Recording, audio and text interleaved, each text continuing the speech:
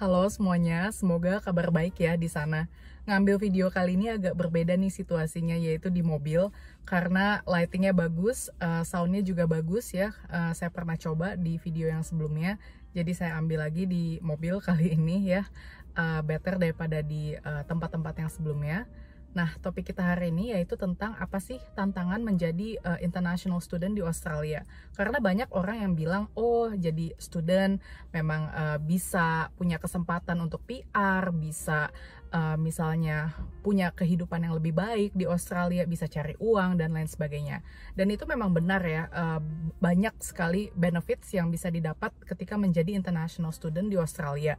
Tapi ada harga yang mesti dibayar, yaitu tantangan berupa obstacles. Nah, di video ini saya akan membahas apa saja obstacles yang akan dihadapi ketika menjadi international student di Australia.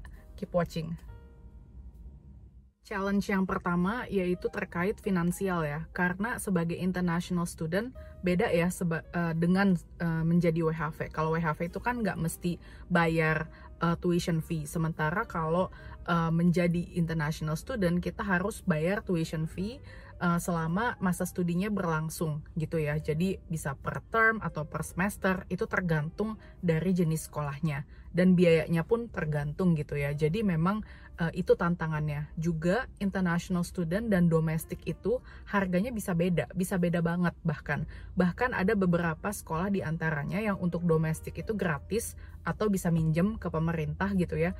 Tapi kalau international student tuh enggak gitu. Jadi bayarnya cukup mahal gitu, dan itu bisa diobrolin ya sama agentnya gitu ya, sekolah apa yang cocok dengan kebutuhan dan situasi finansial kamu gitu. Jadi ya seperti itu gitu ya tantangannya. Terus ketika itu juga kan mesti mencari part time jobs atau misalkan kerja sembari kuliah gitu ya, itu nggak mudah gitu karena fokus kita tuh terbagi jadi dua gitu.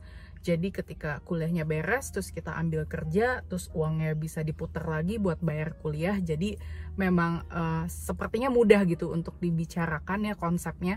Tapi kalau dijalani sehari-hari ya capek juga, itu sih yang jadi tantangannya. Tantangan kedua menjadi international student yaitu visa regulations. Jadi regulasi visa itu selalu berubah-ubah ya setiap tahun. Jadi kayak zaman dulu ya, dari zaman sebelum COVID, ketika COVID sampai post COVID gitu ya, itu berubah-ubah gitu. Setiap tahun per Juli itu pasti ada lagi peraturan yang baru. Nah, ketika itu juga visa itu kan banyak sekali ya batasan-batasannya ya, seperti batasan working hours gitu ya, limitasinya berapa jam itu berubah-ubah gitu ya. Dan juga most likely memang banyak sekali regulasi visa yang nggak banyak kebebasan gitu. Jadi itu bisa menjadi tantangan ya, karena ketika punya limited working hours itu kan mengganggu situasi finansial, dan ketika itu juga kita nggak bisa fleksibel gitu ya memilih tempat kerja, karena tempat kerja itu biasanya pengennya yang full time, sementara situasi kita student visa gitu nggak bisa. Jadi di situ tantangannya. Tantangan ketiga yaitu berupa bahasa ya, atau language barrier. Walaupun kita belajar bahasa Inggris dari zaman TK atau SD gitu ya, ini bukan bahasa Jerman atau Jepang gitu yang kita mesti mulai lagi dari nol gitu.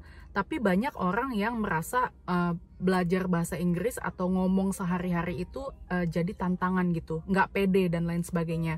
Nah, itu menjadi tantangan tersendiri ya, walaupun misalnya kita bekerja di sekeliling kita tuh orang Indonesia, tapi ketika kita keluar dari situasi kerja, kita kan akan berada di lingkungan kita bicara bahasa Inggris. Kayak misalnya kita naik kereta atau misalkan ke supermarket, itu kan banyak orang yang non-Indonesian speaker. Jadi ketika kita berhadapan dengan orang yang dengan bahasa Inggris gitu ya, itu menjadi tantangan tersendiri.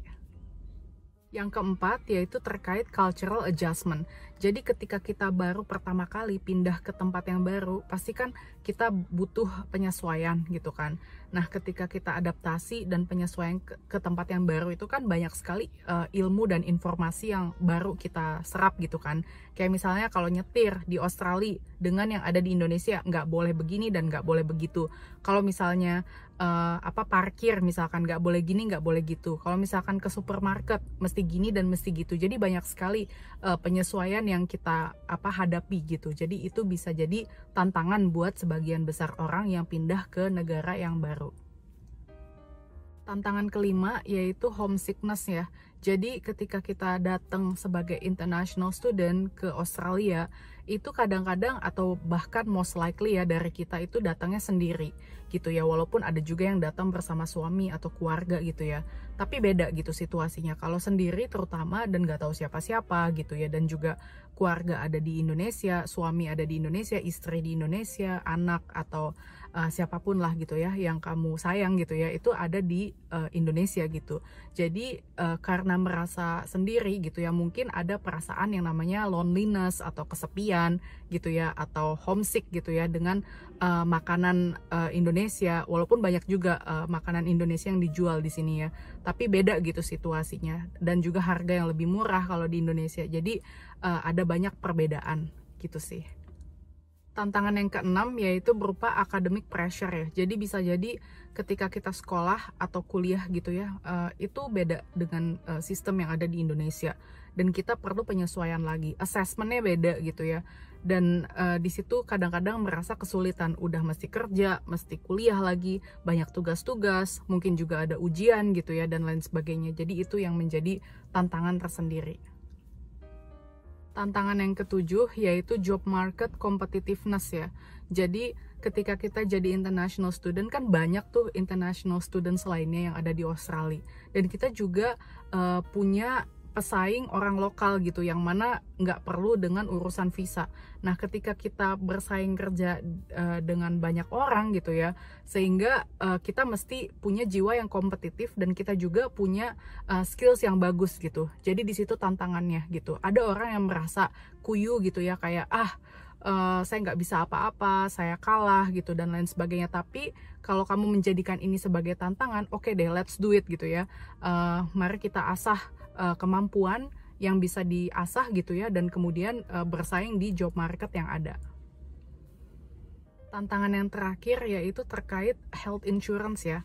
Nah, sebagai international student itu harus membayar yang namanya OSHC atau Overseas Student Healthcare ya. Jadi kalau nggak salah itu singkatannya. Dan ketika student itu membayar gitu kan lumayan juga fee-nya gitu ya, sekian ratus dolar per month gitu ya. Dan itu tergantung dari biaya yang kamu ambil. Maksudnya biaya itu tergantung dari health cover yang kamu ambil. Kalau kamu ngambil extra cover bisa tambah lagi biayanya untuk dental kayak gitu segala macam. Jadi memang tergantung setiap perusahaan atau health cover itu beda-beda. Tapi itu juga bisa membantu kamu gitu ketika kamu kenapa-napa, sakit atau gimana gitu ya. Bahkan masuk rumah sakit itu bisa sangat terbantu gitu ya dari health cover itu. Jadi memang ya ada harga yang mesti dibayar gitu sih. Terima kasih buat kamu yang udah nonton sampai sini. Video ini saya akhiri. Kamu bisa share dan like. Kamu juga bisa mengapresiasi karya saya melalui share thanks yang ada di kolom bawah video. Oke deh, see you in another videos. Bye for now.